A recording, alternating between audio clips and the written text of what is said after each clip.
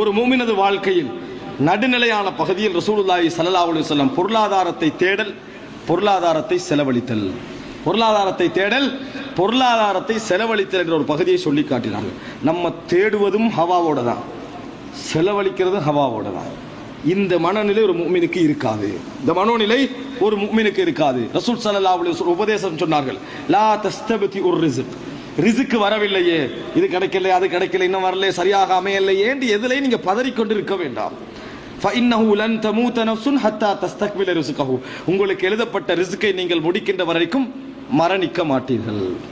உங்களுக்கு எழுதப்பட்டதை முடிக்கின்ற வரைக்கும் நீங்கள் மரணிக்கவே மாட்டீர்கள். அதனால நீங்க என்ன செய்ய வேண்டாம், இதில் பதற வேண்டாம்.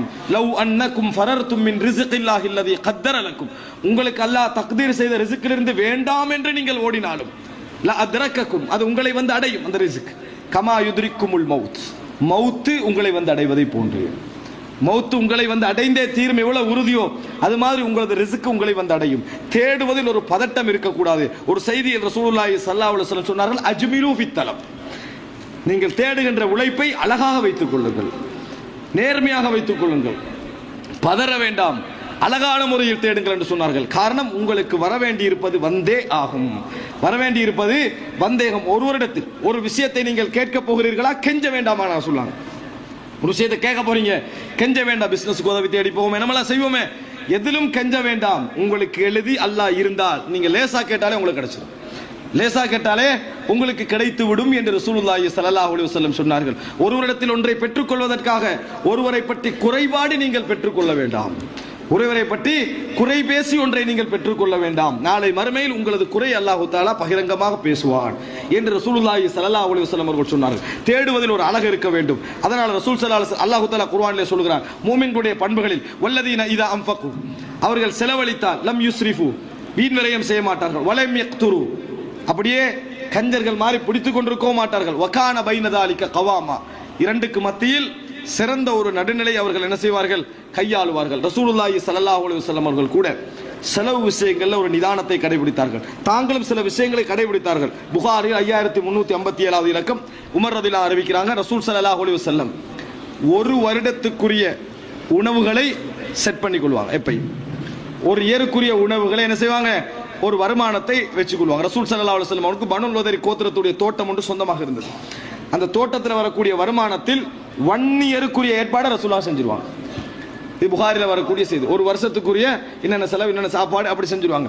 அது ரசூலுல்லாஹ் செய்யறது ஒரு அளவா இருக்கும், விளங்கிட்டா? 1 இயருக்கு நம்ம போட்டோம்னா நம்மட நிலைமை அது மனதுடைய நிலைமைக்கு ஏற்பதாக கூட குறைய இருக்கும். ரசூல் ஸல்லல்லாஹு தங்களோட ஃபேமிலிக்கு எவ்வளவு தேவையோ அந்த அளவுக்கு வச்சுக்கொள்வாங்க. மற்றவைகளை அல்லாஹ்வுடைய பாதையில் என்ன செய்வார்கள், செலவழிப்பார்கள் என்ற செய்தியை நாங்கள் பார்க்கிறோம். அப்ப எல்லாவற்றிலும் ஒரு நிதானம், நம்ம சேமிப்பு எல்லாம் இருக்கணும்.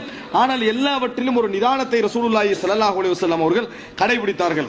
நீங்கள் பார்க்கலாம், சூரா மஆரிஜ், இன்னல் இன்சான குலிக ஹலூஆ, மனிதன் பதறக்கூடியவனாக அவசரப்படக்கூடியவனாக படைக்கப்பட்டிருக்கிறான். இதா மஸ்ஸஹு ஷர்ரு ஜஸூஆ, தீங்கு என்று வந்தால் பதறி விடுகிறான், தீங்கு தீமை என்று வந்தால் பதறி விடுகிறான். வைதா மஸ்ஸஹுல் கைரு மனுஆ, நன்மை என்று வந்தால் என்னது, கொடுத்தா குறைஞ்சிருமே, எப்படி கொடுக்கிறது என்கின்ற மனோநிலைக்கு தள்ளப்படுகிறான். தீங்கு என்று வந்தா பதறுகிறான், நன்மை என்று நடந்து விட்டால் தடுத்துக் கொள்கிறான், கொடுக்காம என்ன செய்யறான், நடந்து கொள்கிறான். யாரை தவிர, இல்லல் முசல்லி, தொழுகின்றவர்களை தவிர.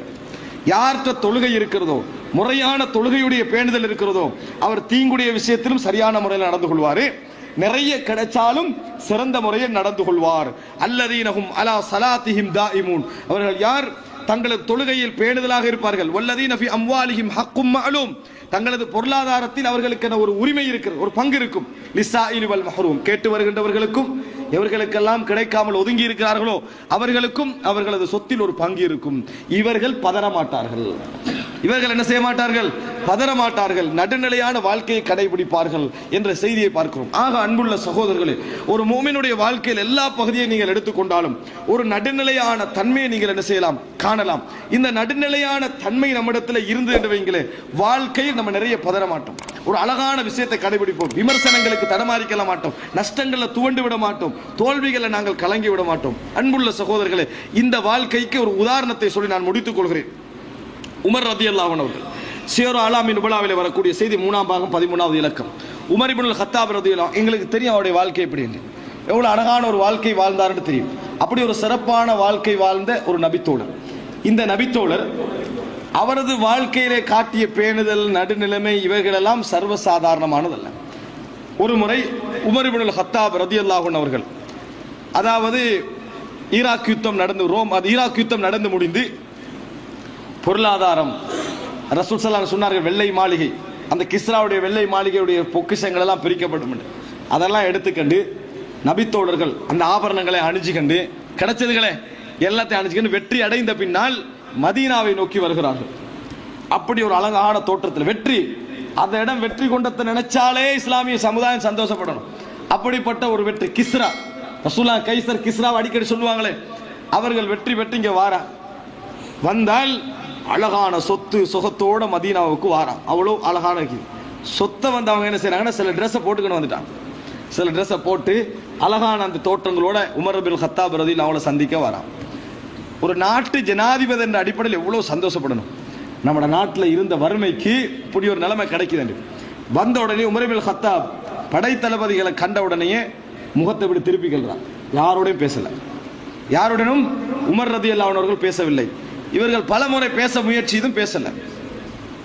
அவர் என்ன செய்யறாருன்னா, கவலையோட வெற்றியை சந்தோஷமா கொண்டாட, வெற்றியை சொல்ல, ஒரு பெரிய படையோடு நம்மளாம் வந்திருக்கிறோம், உமர்லாம் கணக்கெடுக்கலை, இது அவட வளமை இல்லையே என்ற ஒரு ஆத்திரத்தில் இன்னும் சில அந்த பத்த பகுதியில் உள்ளவங்கள்ட்ட போய் சொல்றாங்க, நபித்தோழர்கள்ட்ட இப்படி நடந்து, பெரிய நபித்தோழர்கள்ட்ட இப்படி நடந்து கொண்டார். அவர் சொல்றாங்க, நீங்க என்ன செய்யுங்க என்றால் இந்த ட்ரெஸ் எல்லாம் கலட்டு, இதெல்லாம் என்ன செய்யுங்க, எப்படி நீங்க இந்த சொத்துக்களை எடுத்து வந்தீங்க அதுல போடுங்க, போட்டுட்டு வளமை எப்படி சந்திப்பீங்க, போக்கோல எப்படி இருந்தீங்க, ஒட்டு ஆடைகளோட கோலமான ஆடைகளோடு இருந்தீங்களே, அதோட போய் உமரை சந்தியுங்கள் அப்படின்றார். அதோட போய் உமர் இப்னுல் ஹத்தாப் எல்லாம் சந்திக்கிறாங்க. அந்த நபித்தோழர் சொல்கிறார், இதுக்கு முன்னால எங்களை பார்க்காத மாதிரியும் இதுதான் நம்ம ஃபர்ஸ்ட் டைமா வார மாதிரியும் எங்களை கடுமையாக உமர் இப்னுல் ஹத்தாப் அவர்கள் வரவேற்றார்கள். எங்களை கடுமையாக வரவேற்றார்கள், பக்கத்திலே அமர்த்தி கொண்டார்கள், பேசினார்கள். அன்புள்ள சகோதரர்களே, ஆட்சியில் ஒரு சாம்ராஜ்ய தலைவராகிறார். இது நபித்தோழர்களுக்கு ஒரு பெரிய பாரமாயிட்டு இந்த நிகழ்வு. உமர் ரலியல்லாஹு அன்ஹு அவர்கள் அவர் எப்படி ஆட்சிக்கு வர முன்னால என்ன ட்ரெஸ் எப்படி உடுப்பாரோ அப்படி வச்சுட்டாரு. ஒட்டு போட்டு அதே ஆடையோட ஆட்சியில் திரிகிறார், அதே ஆடையோட போறாரு, அதே ஆடையோட வராரு. உங்களுக்கு தெரியும், அவர் பைத்துல் மக்திஸுக்கு போகல நடந்த சம்பவம். பைத்துல் மக்திஸுக்கு போகல ஏறி போறாரு. இது பெரிய ஒரு பிரச்சனையாக நபித்தோழருக்கு மத்தியில் இருந்தது. ஒட்டகத்தில் ஏறி போறாரு பைத்துல் மக்திஸில் உள்ள கைது செய்யப்பட்ட அவங்க அதை கைப்பற்ற பிட்டால சந்திக்கிறதுக்கு. அப்ப என்ன சொல்றாங்கன்னா, போற வழியில நீங்க இந்த ட்ரெஸ் என்ன செய்யுங்க, மாத்திக்கங்க, இந்த ட்ரெஸ்ஸை மாத்திக்கங்க, சந்திக்க போறது பெரிய நபர்களை அப்படி என்று சொல்றாங்க. கொஞ்ச நேரத்தில் உமர் ரலியல்லாஹு அன்ஹு கருத்துக்கு வர பார்க்குற அளவுக்கு என்ன செஞ்சாங்க, பேசிட்டாங்க. மறுபடி உமர் சொல்றாரு, இல்லை இல்லை, இன்னா கௌமுன் அஅஸ்ஸனல்லாஹு பில் இஸ்லாம், அல்லாஹு தஆலா எங்களை இஸ்லாத்தால் கண்ணியப்படுத்தி இருக்கிறான். ஃபலா நப்தகில் இஸ்ஸத இல்லா பிஹி, கண்ணியத்தை அதன் மூலம் மட்டும்தான் தேடணும். இதால எங்களுக்கு கண்ணியமான அதோட போனார். அதோட என்ன சொன்னாரு, உமர் இப்னுல் ஹத்தாப் ரலியல்லாஹு போனார். இவரை மாற்ற வேண்டும் என்பதற்காக ஆயிஷா ரலியல்லாஹு அன்ஹாவிடத்திலும் அவருடைய மகள் ஹப்ஸா ரலியல்லாஹு அன்ஹாவிடத்திலும் சில நபித்தோழர்கள் போய் முறையிட்டு உமரோடு பேசுமாறு சொல்கிறார்கள். இவங்க ரெண்டு பேரும் உமரோடு பேசுவதற்காக சந்தர்ப்பத்தை ஏற்படுத்தி உமர் ரலியல்லாஹு அன்ஹு பேசுகிறார்கள். எப்படி பேசுறாங்க தெரியுமா? அதுக்கு உமர் சொன்ன பதில் என்ன தெரியுமா? உமரே, அமீருல் முஃமினீனே, ரசூல் ஸல்லல்லாஹு அலைஹி வஸல்லம் காலம் அவர் எப்படி வாழ்ந்தார், ஒரு முறையாக வாழ்ந்தார், ஆட்சி செய்தார், போயிட்டார்.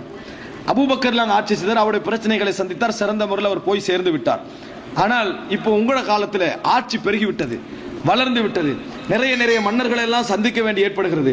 நீங்கள் இந்த ட்ரெஸ்ஸை கொஞ்சம் மாற்றி வளமையா ஒரு ஆட்சியாளருடைய ட்ரெஸ்ஸை நீங்க போட்டால் எப்படி இருக்குமே என்று. அன்புள்ள சகோதரர்களை, முடிஞ்ச உடனே உமர் இப்னுல் ஹத்தாப் ரலியல்லாஹு அன்ஹு அவர்கள் சில கேள்விகள் கேட்டார்கள். ஆயிஷாவே, உம்முல் முஃமினீனே, ரசூலுல்லாஹி ஸல்லல்லாஹு அலைஹி வஸல்லம் அவர்கள் எதில் ட்ரெஸ்ஸாக போத்தி கொண்டிருப்பார்களோ அதையே படுக்கையாக விரித்து தூங்கிய நாட்கள் உங்களுக்கு ஞாபகம் இருக்கிறதான்னு கேட்டார். ஒன்று. ரசூல் ஸல்லல்லாஹு அலைஹி வஸல்லம் அவர்கள் எந்த விரிப்பில் சாப்பிடுவார்களோ அதே உங்கள் வீட்டு வாசலுக்கு கதவாக இருந்தது ஞாபகம் இருக்கிறதான்னு கேட்டார். ரசூலுல்லாஹி ஸல்லல்லாஹு அலைஹி வஸல்லம் அவர்களுடைய சாப்பாடு காலை தின்றால் மாலை இல்லை, மாலை தின்றால் காலை இல்லை, இந்த நாட்கள் உங்களுக்கு ஞாபகம் இருக்கிறதா என்று கேட்டார்கள். ரசூல் ஸல்லல்லாஹு அலைஹி வஸல்லம் அவர்கள் சமைத்த சுத்தமான சாப்பாட்டை 2 மாதங்களுக்கு ஒரு முறையாவது சாப்பிட்டதில்லையே, இது உங்களுக்கு ஞாபகம் இருக்கிறதா என்று கேட்டார்கள். இப்படி தொடர்ந்து ஒவ்வொன்றாக என்ன செய்தார்கள், ஒவ்வொரு பகுதியாக கேட்டு கேட்டு வந்தார்கள். கேட்டு கேட்டு வர ஹப்சாவே ஒரு முறை ரசூலுல்லாஹி ஸல்லல்லாஹு அலைஹி வஸல்லம் அவர்களுக்கு நீங்க ஒரு விரிப்பு விரிச்சீங்க. ரசூல் ஸல்லல்லாஹு அலைஹி வஸல்லம் சந்தோஷத்தோடு தூங்கினார்கள். தூங்கி அதானுடைய சத்தத்தின் பொழுதுதான் விழித்தெழுந்தார்கள். சுபஹுடைய அதான் சத்தத்தின் பொழுது விழித்தெழுந்தார்கள். உடனே சொன்னார்கள், இதை எடுத்து போங்க, எனது தொழுகை அது பாலடித்து விட்டது, உங்களுக்கு சொன்னது ஞாபகம் இல்லையான்னு கேட்டார்கள். சொல்லி கேட்டுக்கொண்டே போனாங்க. ஆயிஷா ரதியல்லாஹு அன்ஹாவும் ஹப்ஸா ரதியல்லாஹு அன்ஹாவும் மனமுருகின்ற அளவு கேட்டுக்கொண்டே போனாங்க. கடைசியா சொன்னார்கள் உமர், எனக்கு உதாரணம் என்ன தெரியுமா, எனக்கும் அபூபக்கருக்கும் ரசூல் ஸல்லல்லாஹு அலைஹி வஸல்லம் உதாரணம், 3 பேர் ஒரு பாதையால் ஒரு பிரயாண நோக்கத்திற்காக சென்று கொண்டிருக்கிறார்கள்.